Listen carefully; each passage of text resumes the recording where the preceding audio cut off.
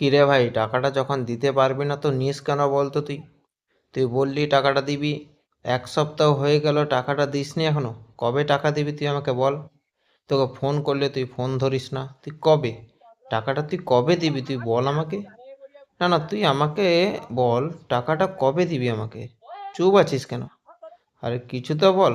আমি তো তোকে ফোন করেছি, একটা তো ডেট দিবি, কিছু তো বলবি, আবার চুপ থাকে। আরে কিছু তো ভাই বল। তুইও তো ভাবছিস আমি ইচ্ছে করে টাকা দিচ্ছি না। বিশ্বাস কর, তুই একদম ঠিক ভাবছিস। মানে আমার এটা ভেবে খারাপ লাগছে যে আমার সঙ্গে দেখা হলে কিভাবে চোখে চোখ মিলাবি তুই। কিন্তু ভাই খারাপ সময় সবারই আসে, লজ্জার কিচ্ছু নেই, বিন্দাস আমার দিকে তাকিয়ে কথা বলবি। নিজেকে একদম দোষ দিস না, তোর কোনো দোষ নেই। তুই কি টাকা দেওয়ার সময় জানতিস যে তুই আর কখনো টাকাটা পাবি না? ভাই আমার কাছে টাকা থাকলে আমি কি তোকে দিতাম না? বিশ্বাস কর, নেই রে টাকা দেওয়ার ইচ্ছে। আমার টাকা নেওয়ার খুব ইচ্ছে থাকে, টাকা দেওয়ার কোনো ইচ্ছে নেই রে। এবার বল আমি নিজের ইচ্ছের বিরুদ্ধে কিভাবে যাই? ভাই শোন, এতটা ওয়েট করেছিস, আর 1 সপ্তাহ ওয়েট করে যা। তুই বিশ্বাস কর, তোকে আর চাইতে হবে না, আমি নিজে থেকে তোর কাছে আবার টাকা চেয়ে নেব।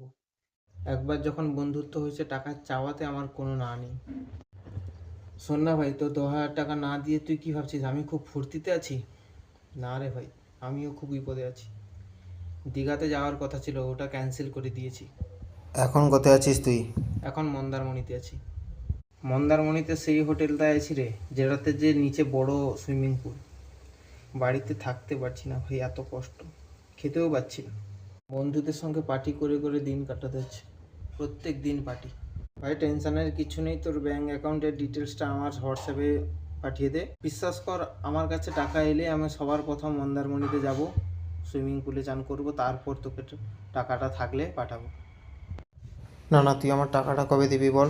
না তুই নিস কেন? না না, আমি অবাক হচ্ছি, তুই কেমন টাইপের বন্ধু রে? আমি তো হতাশ হলাম। এক তো তোর বিপদে আমি তোর থেকে টাকা নিলাম, কিচ্ছু ভাবিনি যে হ্যাঁ না আমার বন্ধু, একটা বিশ্বাস আছে, কোনো ব্যাপার না, আমি টাকা নেবো ওর কাছ থেকে। এখনো থ্যাংক ইউ বলিসনি, আর উল্টে বলছিস যে টাকা চাইছিস। মানে মানুষ কতটা নির্লজ্জ হতে পারে। একটা কথা মনে রাখিস, কেউ যখন কাউকে হেল্প করে না, উপরওয়ালা তাকে হেল্প করে। তুই আমাকে হেল্প করেছিস, তো উপরওয়ালা তোকে হেল্প করছে না? এই সুযোগটা তোকে কে করে দিয়েছে বল?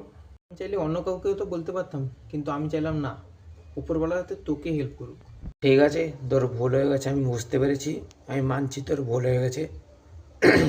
আর টাকা চাইবি না। কিন্তু আমার টাকাটা। আবার না না, তুই আমাকে একটা পার্টিকুলার ডেট এই দে। তো ভূত ঝামেলা করছে, এই তো পেছনেই পড়ে গেল যেন।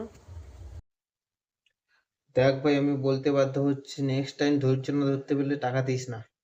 মাত্র 1 সপ্তাহ হয়েছে, তাতেই এরকম করছিস। 1 মাস ধৈর্য ধরতে হলে তাতে কি করবি? তো এরকম হয় যে ধৈর্য ধরার পরেও টাকা পাওয়া যায় না, এটাই সেই মাঝে মাঝে। চুপ কর, ফোন রাখ। কি অবস্থা হয়ে গেছে, দুনিয়া কোথায় চলে গেছে।